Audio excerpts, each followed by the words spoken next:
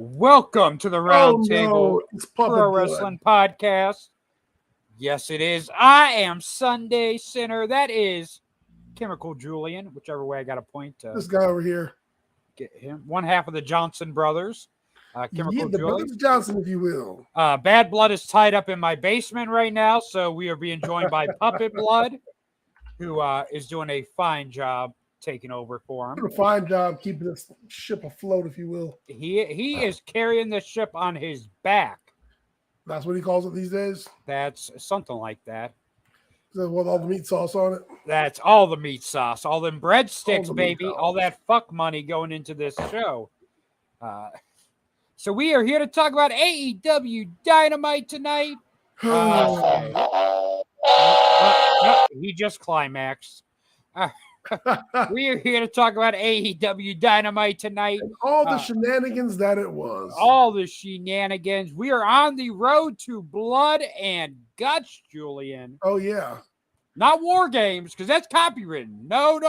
I was going to say, so what's the special rules for blood and guts? It's similar, but not the same to war games due to copyright reasons. But Jerry McDevitt is retiring, so fuck copyrights. Do what you want now. WWE lost their lawyer. So, AEW Dynamite kicks off with a bunch of video packages and interviews and recaps and whatnot. But the first match that we start off with, they're moving forward with this blind eliminator tag team tournament. Why? What's the steps for winning this, by the way? Tag title shot.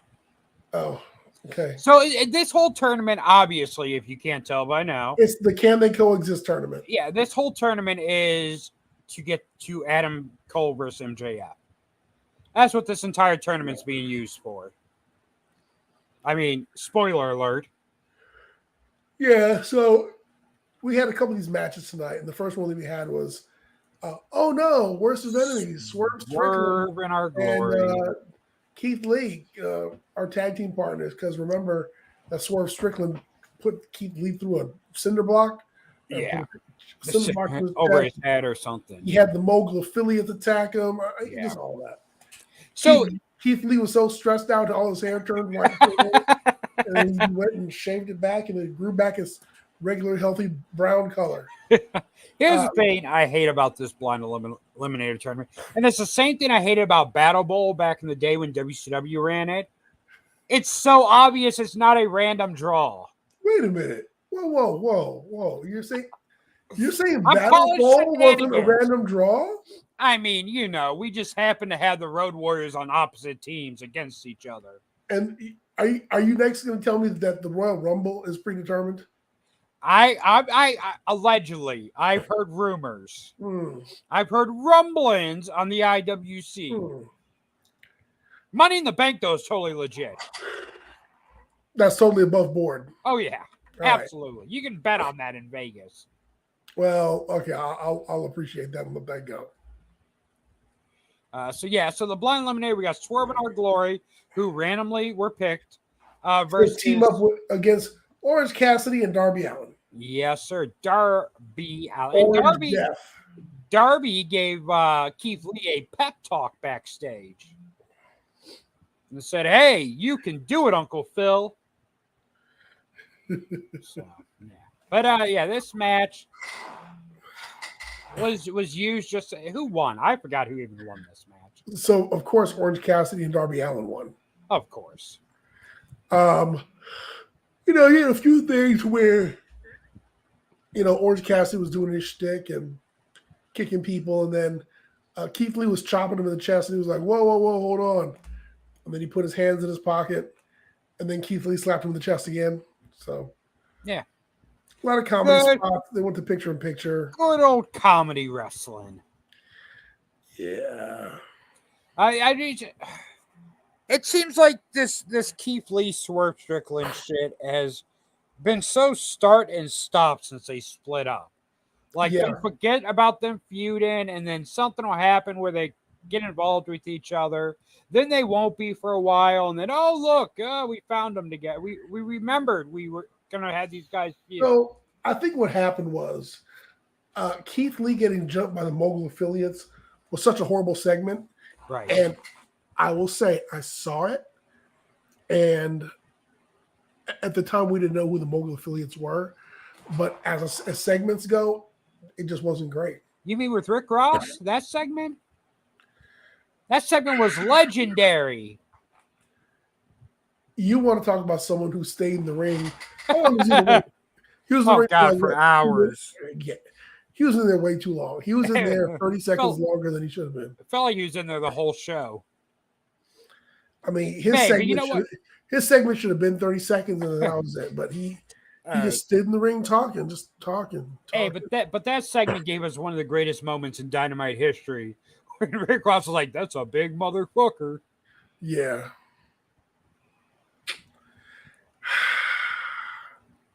Sorry, you can't recreate the No Limit Soldier angle. Hey, and if you can't find lightning in a bottle, brother. Lightning in a bottle. If you try to recreate it, get someone better than Rick Ross. Yeah. So after that debacle of a clusterfuck, we had a video package, a hype package for Nick Wayne, who is coming to AEW, the young prodigy. You don't care.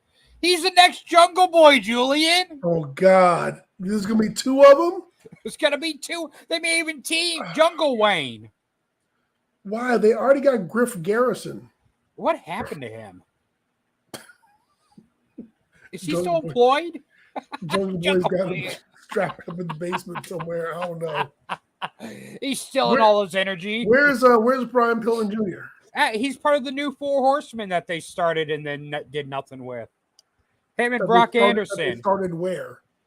I think they started. Well, they teased it on Rampage with Arn talking to him and Brock, and then they did some stuff on Dark, and then Arn Anderson's like, "Forget you guys. I'm going to manage Wardlow. He has actual potential." I mean, you know what? Brock has potential. I mean, he looks just like his dad. He's not bad in the ring. He's green. Yes.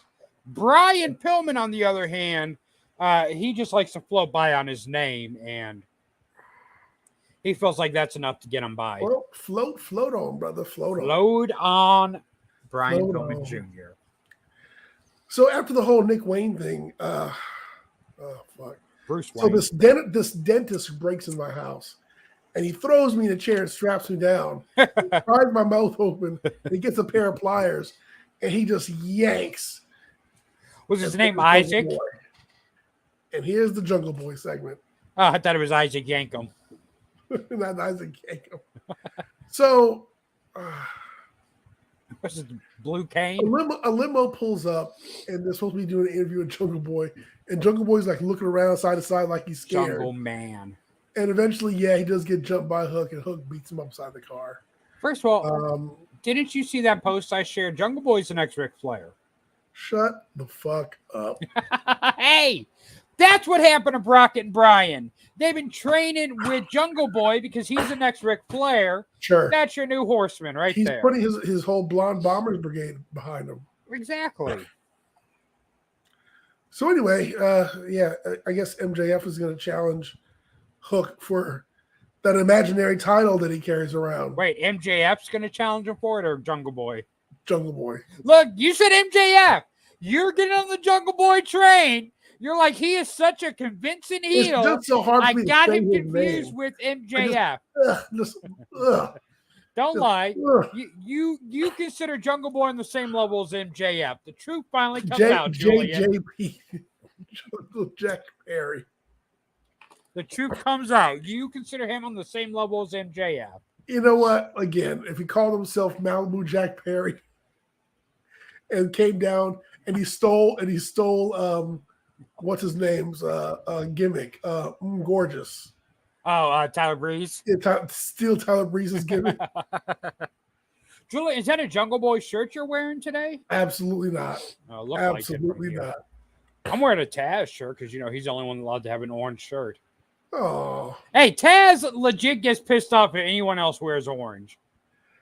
Did you hear him at Forbidden Door when CM Punk's opponent came out in orange? And Taz was like, apparently he didn't get the memo.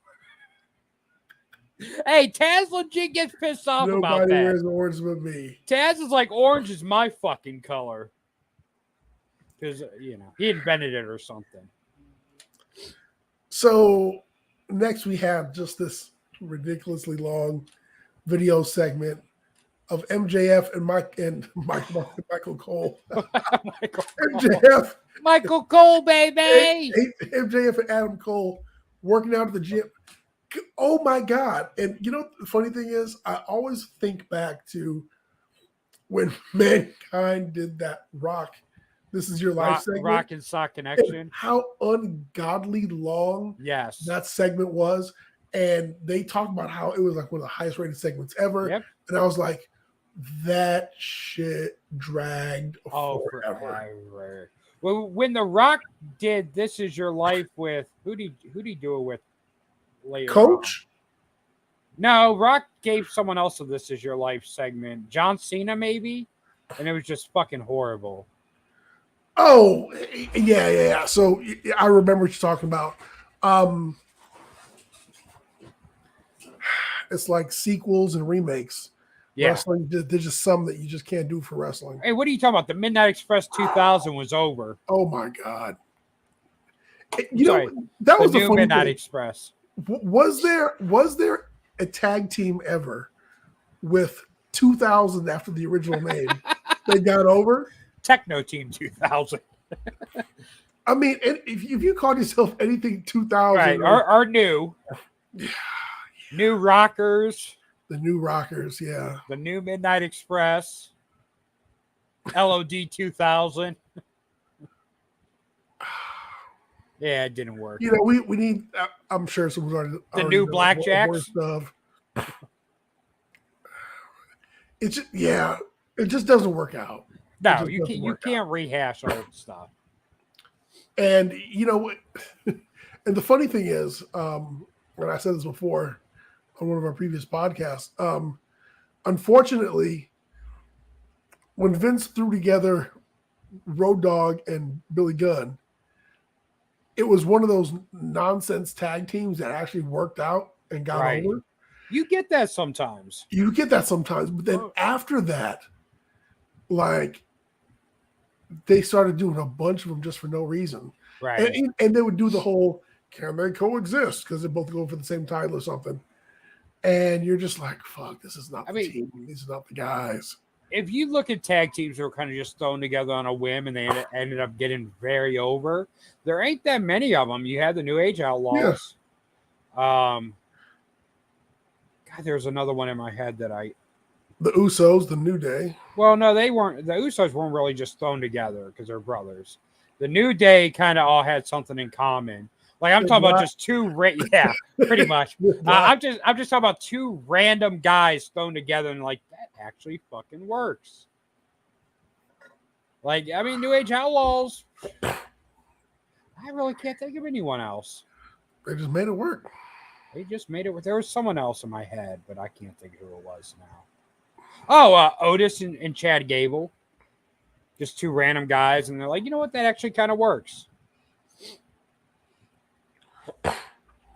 AEW hasn't done that yet. Oh, they're trying. They're trying to trying. see what'll stick. They are trying. Yeah. So the MJF Adam Cole segment was long, and this was just the video package, like the gym working out together portion. Tonight was very video package heavy, very segmenty. But yeah. I think the main reason for that is because a lot of guys are working for New Japan this week. Yeah. So that's most likely why. But yeah, it was very segment heavy. Because then right after that, wasn't it a Chris Jericho segment interview? No, after that we had the trios. The trios match, the Acclaimed to Billy Gunn versus Bollywood Boys and the Blade. Right. I was so confused by that. Like, why the fuck is the Blade teaming up with the Bollywood Boys? But then I saw the Butcher. When that match, I mean, the Acclaim came out and did their rap. Right. And I'm like, why is this happening? Right. I think the best part of that match, though, was Taz mentioning the Bollywood Boys tan line from their tank tops. That was funny. He was like, oh, look at the t-shirt tan line on the hard cam. Like, great work there, Taz. You're a broadcast journalist. Since the Butcher and the Blade have been like bouncing around everywhere, MJF and Adam Cole in their tag team eliminator quarterfinals match faced Matt Menard and the Butcher. And that led into, before we jump into that, has anyone that debuted against Cody Rhodes in AEW gone on to really be super successful in AEW? Yeah, the Butcher and the Blade debuted by attacking them. Okay. Lance Archer. They're doing very well. The Murder Hawk. What is Butcher and Blade doing in AEW? Besides being thrown in random their mid cards stables, you barely see them. They haven't done nothing of note. You know what? But they work consistently. They do, well, kind of, because you don't see them on TV that often. I want to say that one of them is on TV like every other week. I don't even think it's that much, because I can't remember the last time I saw Butcher and the Blade. Maybe the Battle Royal for the Orange Cassidy. Yeah, I don't think it was. I think it was like one or the other. It wasn't both of them. But I mean, but really, no one that has debuted by attacking Cody Rhodes in AEW has really gone on. That's attacking the cure for racism. I guess so. He can cure racism, but he can't cure mid-carderness. Correct. Yeah. So yeah, we had the trios match. Wasn't the Jericho segment after the trios match? Yes. Okay. And Jericho, of course, we can't have blood and guts without Jericho being involved. Can't have blood and guts without Jericho. So, like I said last week and the week before, like when Jericho came out, I was getting this babyface vibe from him. Right. So he does this interview tonight, like, oh, I've been taking some losses. I need to reevaluate who I am and come back as a bigger, better, badder Chris Jericho and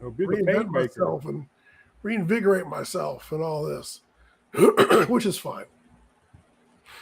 I get it. But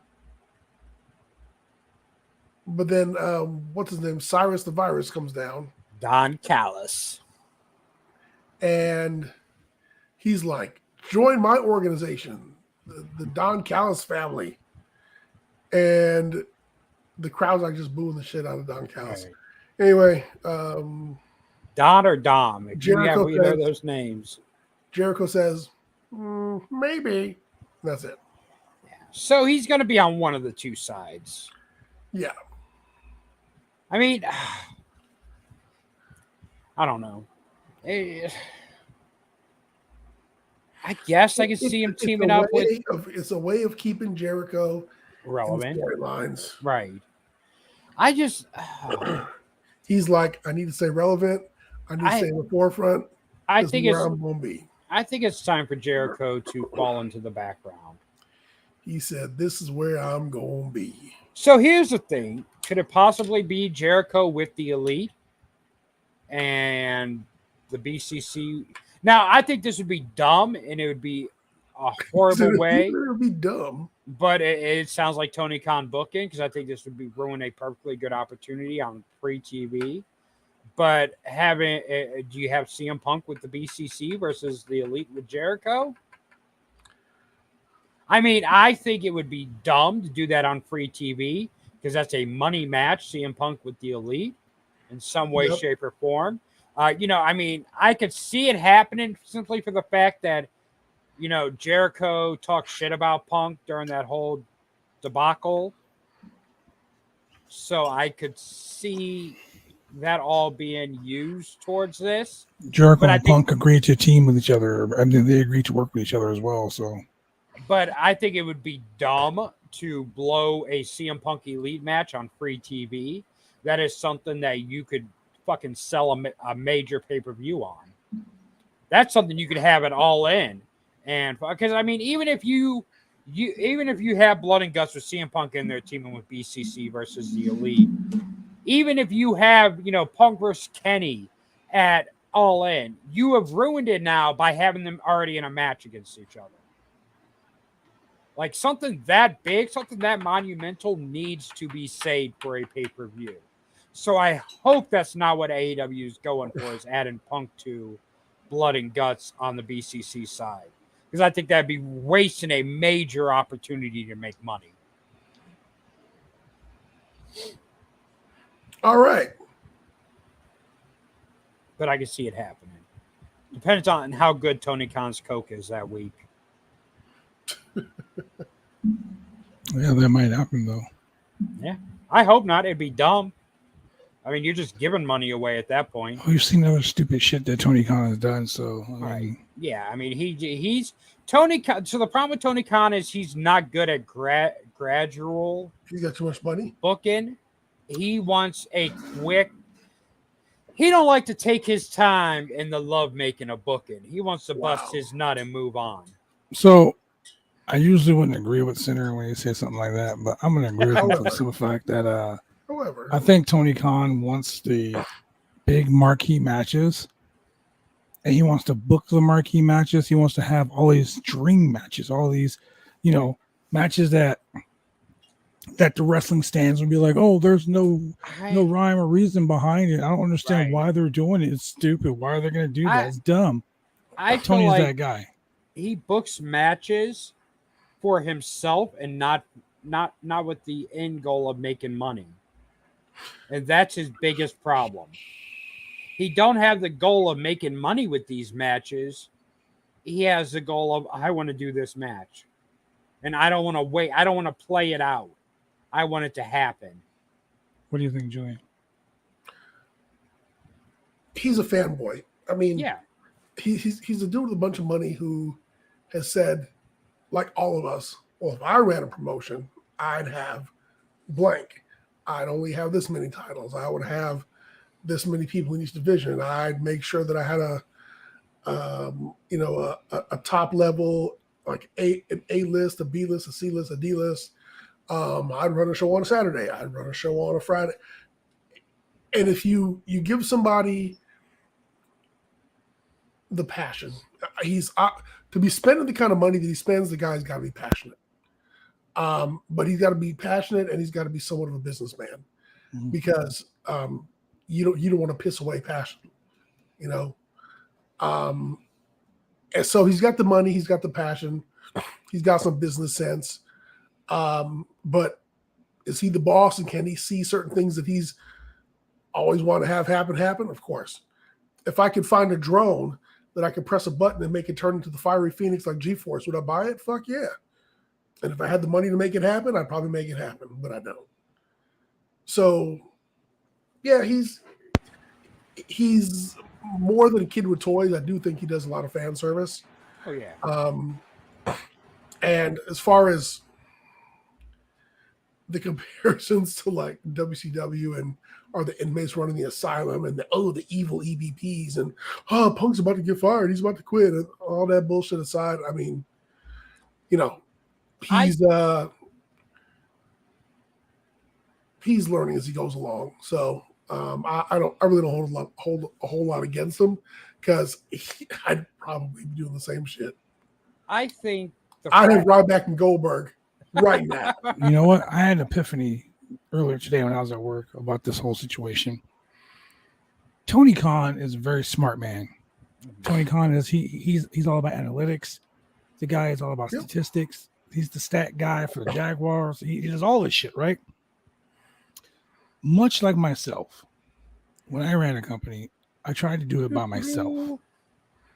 I want to book the show. I want to work on the show. I want to make sure all the storylines. I want to do this. I want to do that. I had to make sure the TV was right. I had to make sure everything was right. Tony Khan is overwhelming himself. We're trying to do everything. And he's letting like small little minute things slide under the radar. You know what I mean? He's not booking matches that are going to make money. I mean, granted, some of these matches are going to make money. I mean, like the Wimbledon thing, like it was said earlier today that show is going to be bigger than if WCW, Ring of Honor, Impact Wrestling, and New Japan and AAA all did a show. That show in Wembley is going to be bigger than that. I mean, just crowd-wise. They haven't even fucking, like literally, they haven't even named one match, and it's already damn near sold out. They did what no one said they can do. They're almost 82,000 people that bought tickets to this show. No, so there's Tony one person that bought 80,000 tickets. Yeah, we know that. Tony did that by himself. All right, T-Con. The name on the ticket says Khan. It says Tony Khan. Yeah. I mean, but in all actuality, like he's doing something that no one has ever done. No wrestling company has ever sold out the Wembley Stadium. Nobody has done that. And he's damn near close to doing it. And all the WWE fans are pissed because they're like, oh, we were talking so much shit about this and it's going to fucking flop. And oh my God, look, they're selling out tickets. Tony Khan must be buying them all. Like, you know, they're going to make so much money on this show. It's going to be like a Saudi show. Like, literally, that's how much money they're going to make on this show. The point I'm trying to make is Tony knows how to make money. He just doesn't know. To be very polite, Tony Khan doesn't know how wrestling works. He knows how to book matches that he wants to see for his own fandom. And he knows how to book matches that certain people will see and be like, oh, that's cool. But he's got guys like Will Washington, who's a fucking wrestling fanatic, who knows so much about wrestling, has a great wrestling mind, formerly of Grapsody and Fightful Select. The guy's fucking great at he knows storylines, he knows wrestling. So you put someone like Will Washington in there. Then you got fucking Bryan Danielson. Daniel Bryan, whatever you want to call him this fucking week. You got him fucking wrestling mind. CM Punk, great wrestling mind. Chris Jericho, great wrestling mind. The only problem is getting all those egos, Kenny Omega, the Bucks, all those egos to sit in a room and put together a wrestling show that's going to make money. We sit here on this podcast every week and we predict and we book matches that AEW and WWE finally start booking. You know why? Because they make sense. We make money because we want matches that make sense. Tony Khan is one of those guys that he has all the G.I. Joes. He has all the Cobra guys. And now he's like, well, I wonder if Cobra Commander was the leader of G.I. Joe. Let me go ahead and put that over here and see what happens. That's what he's doing. He's got all these toys. He's just throwing them all together. You got Nick Wayne versus Strickland next week. Guaranteed bar burner. I don't like Nick Wayne, but Nick Wayne's a fucking phenomenal talent. I hate Swerve with a passion, but that guy's fucking great at what he does. You're going to have a great match there. Where they messed up was like, for instance, Keith Lee and Swerve Strickland. Why break them up? They were a fucking good tag team. They complemented each other, but you broke them up for no reason at all. You know what I'm saying? So with the Bucks and CM Punk and Kenny and all the drama, all the drama that they have, like think about it, man. If you shut your fucking mouth, drop your ego, and go make some fucking money, that feud between them will be so hot right now. It will be so hot. So if you put CM Punk on the side with the BCC, that would be great. You know, it'd really be great. Put Colt Cabana in that motherfucker too. Put his mom's checkbook on the pole. Let's see how that shit goes. I approve that one. Okay, Russo. Russo was a great mind for the 80s, the 90s, not now. Right. I agree with what you're saying. I think Tony's biggest problem is not having the right people around him. He has people around him that are only looking out for their best interests and are letting Tony just do whatever with the rest of the show. Mm-hmm. As long as their segment's what they like, they don't give a fuck about the rest of the company. And that's been the biggest problem for AEW since day one. With Cody, Cody cared about other people's shit. Cody wasn't just looking out for himself. So when Tony lost Cody, it was a definite decline in the booking. If you notice, back when Cody was there, everyone had a storyline that made sense. Yep. When Cody started bowing out and getting tired of it is when shit just started happening for no reason. And if you watch the AEW product, you will see that is when things started changing booking-wise to where shit just got thrown together for no reason. Matches were happening just to have the match happen. There's no build-up to some of the things. That's why, and I hate to agree with these WWE stands, but some of them are right. And like I always say, this podcast ain't about sucking the dick at WWE. It ain't about eating the ass at AEW. It's about basically being straight up. If we like something, we like it. We don't like it, we'll tell you why we don't like it. And here's the thing. One thing WWE has always been good at is building shit up before they put it on TV. I mean, I'm not gonna 100% agree with that, because not always. I've seen some shit that made no fucking sense. Well, yeah, but I'm talking about when like a new person debuting or someone coming in, they built it up in a way to make like Veer. Veer was coming for months. Jericho, when he showed up, it was a blank. He just shooting blanks. Yeah, well, he couldn't get no one pregnant, but he tried. A for effort. When Jericho's first debut, it was teased for weeks with that countdown. What the fuck is this? Even with the return, the Save Me. What the fuck is this? Even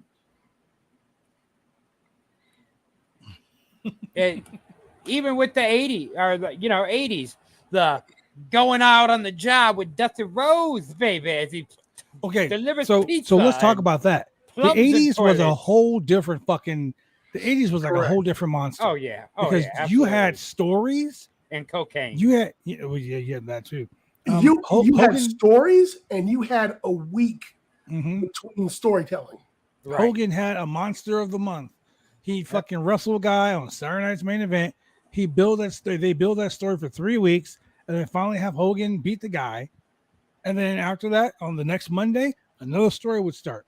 Look, here's the thing WWE used to do. At WrestleMania 1, they set up Piper Mr. T for WrestleMania 2. But it's true. They would use one WrestleMania to set up the next one. Oh, like they did John Cena and The Rock. The Rock once in a lifetime, 2 years in a row. When's the last time that WWE has gone WrestleMania to WrestleMania with a storyline? I mean, Rock once and in Cena. a lifetime. Roman Reigns 2 times in a row. Like this Survivor Series is going to be Roman Reigns versus Jey Uso for the Undisputed Championship. And that's long running right there. Okay, so the story with the bloodline, building the bloodline, making them dominant, destroying them from the inside out. That's a good story. That is a great story. Absolutely. The only problem that I have with that is that was the only story. Right. And now they're trying. Has a bunch of stories, right? But they're not telling them in chronological order. It's like Marvel versus DC.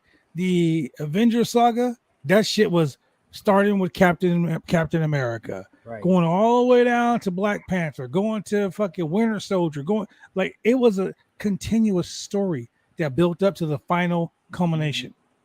Right. Well, you know what? The problem is WWE's trying to capture magic in a bottle again by doing the same thing with the Judgment Day that they did with the Bloodline. No, but no, I'm they're gonna tell you what they're doing trying right. to. No, I'm telling you what they're doing right with the Judgment Day. The Judgment Day and the Hurt Business are two groups of people that got over organically. Right. The only difference is the Hurt Business was getting over as faces, and people were loving them. And Vince was like, "No, we can't let these Nelsons get over. Split these guys up. Let's have these guys get over right here." And they let those guys go. They let them be who they want to be, and they built that clique. Right. AEW is doing the same thing with Billy Gunn and the Acclaim. Let them go out there, be goofy. Let them go out there, talk about they're gay, and they're scissoring each other, and the crowd loves it, and they're over because they're great workers. They're great personalities. The Dark Order.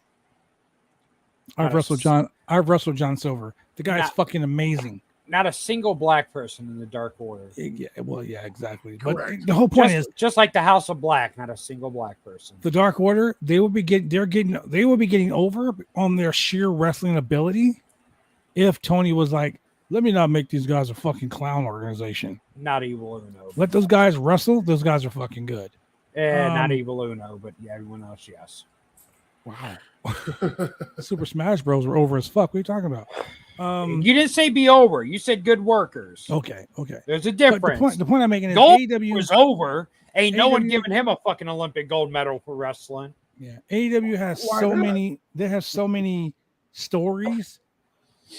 And the problem with AEW versus WWE story-wise, AEW has so many goddamn stories going on that you can't fucking keep up. Right.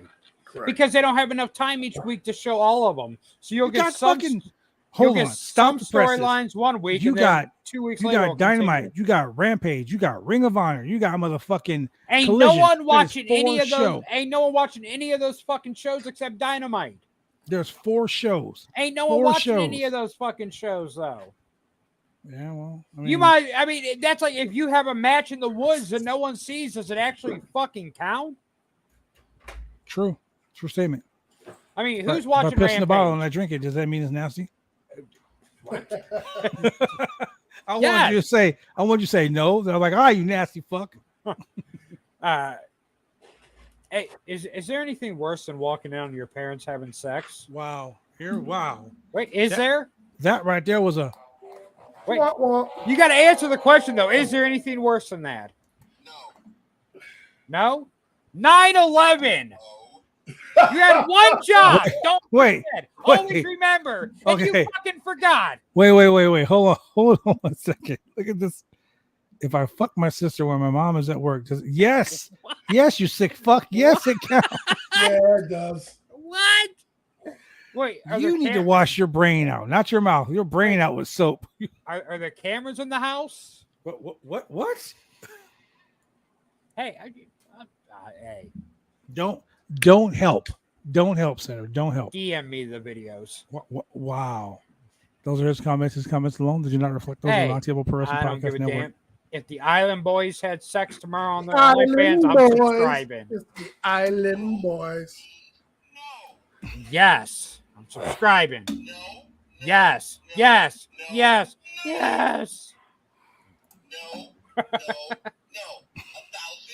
What the fuck were you talking about to get? How did we go from fucking Tony Khan's book into fucking your sister where your mom's not? I don't know. Taekwondo. That's how we got there. You're the one that. You're the one that forgot 9/11. You fucking terrorist. Wow. Yeah, but they have all these other shows, but no one's watching. Look how far Collision's already dropped in ratings. They're doing Rampage numbers now, just about. They're on a Friday. Okay, so here's the situation. Parents sent me on a week's vacation. This Saturday show is really bad because, for one, it's late in the evening on a Saturday. Most people are going out on a Saturday. Right. Okay. Most wrestling fans are going out on a Saturday. Okay. Wrestling fans are not virgins anymore, Tony. They get laid now. Okay. True. Even the ones living in their mom's basement, they get laid. They get laid. Fucking lotion too. I mean, fuck. Yeah. Pocket pussies are a thing. Wow. Saturday. Wow.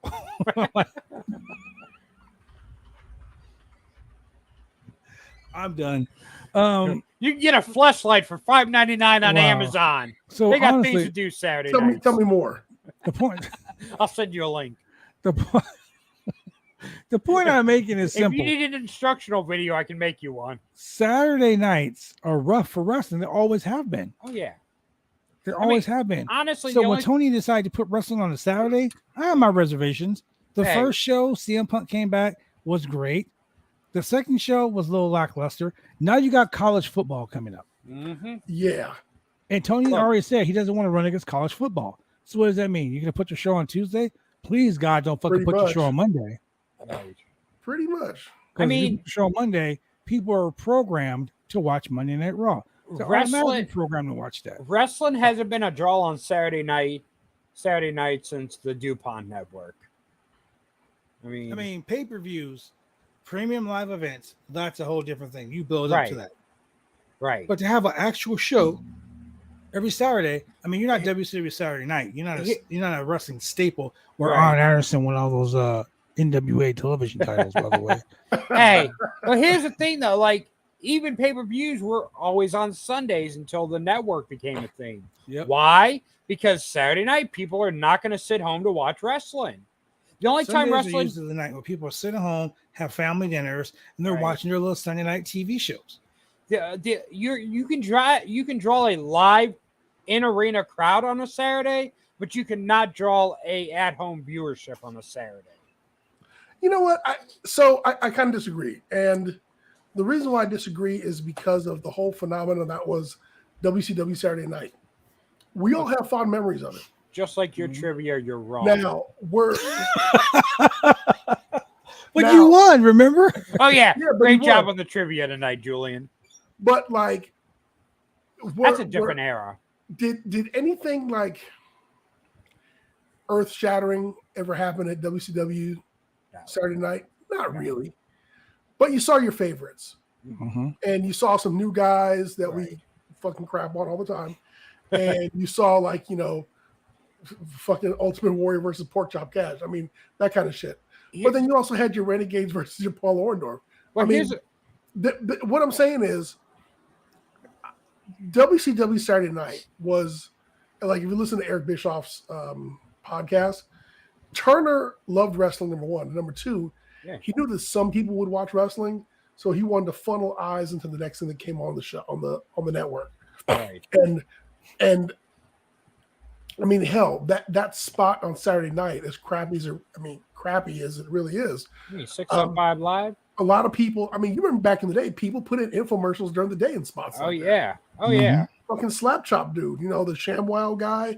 They put in full-on infomercials in place of TV for those dead-ass spots. But for some reason, WCW Saturday Night holds, like, a really fond place in a lot of people's hearts. And that's where they saw a lot of wrestlers, quote unquote, for free, because some people couldn't afford cable and some people just had, like, the quacks come in and that just happened to be one of the channels on there. So is Tony Khan, would Tony Khan ever say, I would take Collision head to head with Raw any day? No, he ain't, not on a fucking Saturday. No. Because Vince would be like, wait, you want me to put Raw on a Saturday? And how would Collision fare against Raw on Monday? One it being out of its usual spot and thereby losing. So, I mean, it's doing what it's doing. I'm sure Turner is getting something out of it because it's filling in the whole Action Network and and all that stuff. And it's probably cheaper to produce than some of their other shows. Oh yeah, here's the thing. I mean, wrestling is cheap content for Turner. That's basically what it is. And I mean, if you talk about the glory days of Saturday night, but you got to think at that time there was only like, 20 cable channels altogether. Yeah. So you didn't have competition. That, and back then people weren't going out on Saturday nights like they do now. And if they did, it was, 6:05 was an early enough time to where you can watch your hour of wrestling and still go out at night. Go out there. Now that's another thing. That right there, you just hit the nail on the head too. Because WCW Saturday Night came on at 6:05, 3:05 here in fucking on the West Coast, And I was ready. I fucking was right in front of my TV watching WCW Saturday night. Right. All because of the big Arn Anderson mark. But and it's for WCW and it's TV for titles. WCW television titles, yeah. All 4 of them. But the point I'm trying to make about that is 6:05 p.m. on a Saturday night in like Atlanta or something like that.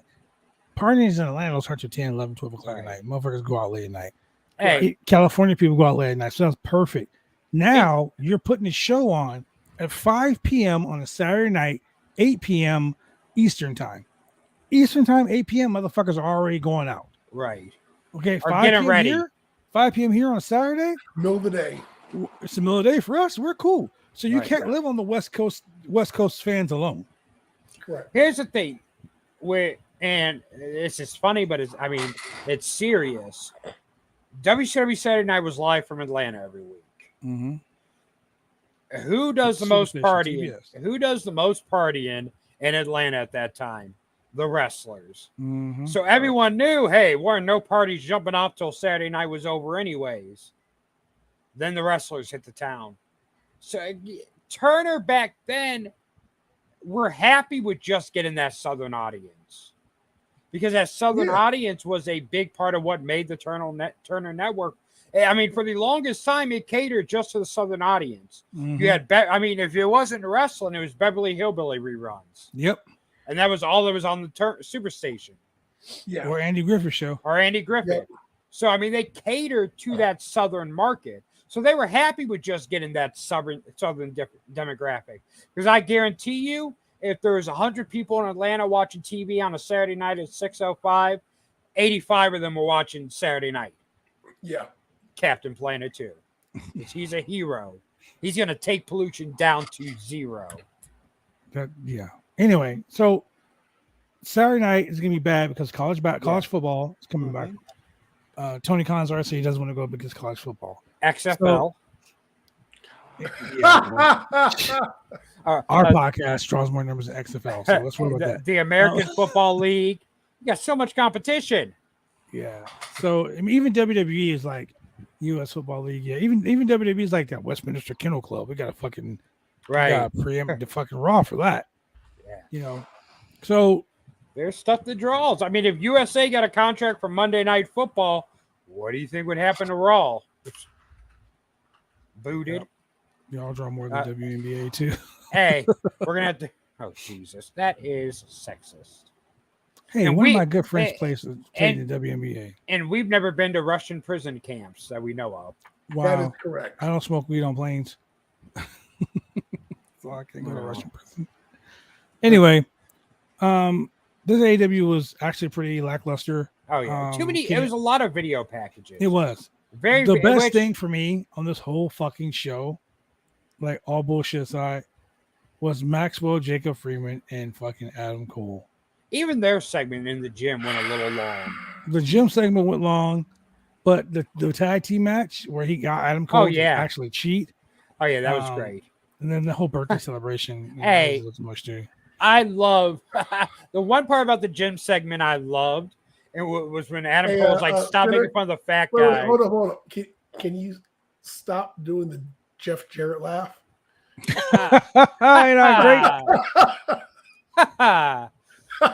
Ain't I great? Listen here, Julian. Chemical Julian, if that is your real name. I was sitting there and I said to myself, I'm part of Reven's Nest. I'm part of Reven's Nest. That's REVVENN. Reven. Fuck, I lost track of what I was going to say. No, during the gym segment, the one part I did like, though, it was like MJF was making fun of the fat guy who is indie wrestler Puff, for those that don't know. Puff? Puff. Yeah. He has a great Twitch channel. Free plug.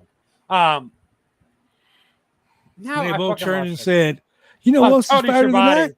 Tony Schiavone." Yeah, I love that. How that's the one thing they can come together on is making fun of Tony Schiavone. But you know what? I do like they've been playing it up on Adam Cole's Twitch channel, which I thought was great.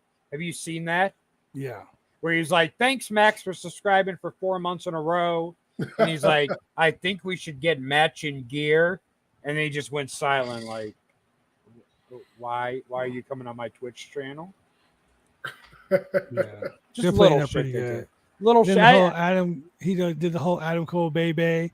Fucking, you know, they did the whole NWO thing in the beginning. It was so fucking funny. Oh yeah. I honestly, I think Adam Cole is not going to swerve. I think they're going to become a fucking faction. I think MJF's going to turn on him. I mean, MJF's going to want to keep the world championship, but Right. I think Adam Cole's not going to challenge him for it. I think they're going to fucking win the tag. This whole tournament this is leading up to them wrestling each other. No, this is the way WWE books. They're going to win the tournament. This ain't WWE. Because they're going to win the tournament because trust me, they're going to win the tournament. And they're going to fucking challenge for the world tag team titles. And they're going to win the world tag team titles. No, MJF's going to turn on Adam Cole in the tag title match. No, they're going to win the belts. I'm telling you, 2-man power trip. I see it coming a mile away. I'm willing to bet money on it. I'm willing to bet fucking money on this shit because. Are you going to put the title on it? Put the title on it. Put the title. We might have to put extra points on that. Put the Roundtable title on it. Put the title. Are you a sports entertainer? I'm already challenging for the Wicked Crazy Pinfall title. So yeah, you have to wait till All Out for your shot. The title. If you can beat Julian. You can beat Julian for the title contenders match. Look here. If I had $1 for every time I beat Julian in predictions, I'd have $1. Yeah, pretty much. But every time Julian fucked up the trivia, you have $7. So, first of all, there was an impeccable trivia, Julian. Of course. It was top notch. That trivia impeccable. You just got to learn how to read the questions right. Yeah, Here's the thing. You just got to know what he means, not what he says. If that trivia is not on the Twitch channel or the Twitter channel, does it really exist? Yes. Did it really happen? It'll be on my Twitch channel. I deleted it already, so it ain't on nobody's Twitch channel. My Twitch channel. I will reenact. I'll do a live reenactment tomorrow night of it. Don't worry. Reven and all. Reven and all. Johnson Brothers, Reven, well, and the ECW title being held by Evolution. Wow. Yeah. Anyway, he was saying ladies and gentlemen, he played SmackDown versus Raw. Ladies and gentlemen, we're going to cut this short. For all you who watched this earlier today, remember on Friday, we're coming back. We're going to talk about. Hey, is Ryback going to jail? Ooh, is Ryback? I gotta hit him up and get him back. We need to talk about that. I mean, that's a whole different subject. Okay, so is the guy Chase? Is the guy Chase from? No. So they're two separate people. Okay. Ryback just put out there about how mentally unstable the guy that runs Ringside News is, which anyone that has followed him on Twitter know the dude is fucking a nut loose. Hey, don't talk shit about Ringside News. They put us over real big. And we got 10 extra followers tonight. In case you didn't know, we have 451 followers tonight. I'll tell you something after the show. I gotta tell you something good. We talk about that show later. No. I'm talking about something else. I gotta tell you after the show about Ryback. But we got to get him back on to talk about all this. Yes, please. So the guy said, "Oh, Ryback's going to jail because he doxed me because he posted a picture of the guy and put his name on there, which the guy already has his own Twitter account with his name on there and his picture. So what did Ryback dox? Nothing. He used public information because he got your mugshot. Like there's no dox. Nothing. He didn't give your address or anything. He didn't give what about the Ryback? What about Ryback? Employing sex workers or some shit like what? I haven't seen that. What? Where was that? The whole thing on dude, go back and read the Twitter thread. That shit was so I spent like 2 hours just going through that shit. Like, what in the actual fuck is going on? Oh my god. I was about to call you, Jay, like, bro, get right back so we can fucking have another interview. Yeah, right. Feed me more of this. Here's one of their headlines. Ryback doxes his stalker. Oh, that's what he's talking about for doxing. Because he did, the guy that's been stalking him, he gave his full fucking name, address, and everything on Twitter. Yep.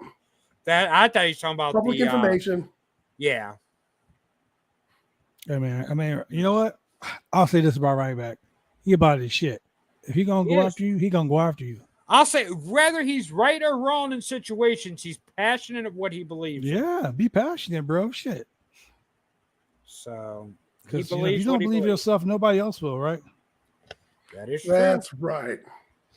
Amen. So with that being said, thank you very much for joining the show on Roundtable Pro Wrestling Podcast. For Chemical Julian and for the man who believes in his own hype right there, the winner of Black History Twitter trivia. Twitter too. I won Black History but he lost gay. He lost the gay pride trivia. No, I won that one too. Shane came in third. That's right. That's right. Like him in a second. Yeah, because you're gayer than Shane. Apparently. Yeah, and I'm blacker than you, so whatever it works. Shit. You're checking all the boxes. I mean, so he still hire you ASAP. I mean, but he still does put raisins in the look. The potato salad. Yeah. They got rid of affirmative action this week, so I'm screwed. Yep. You're fucked. Hey, no more boxes to check. Thank you very much for joining us here on the Roundtable Pro Wrestling Podcast. We will see you guys when we see you.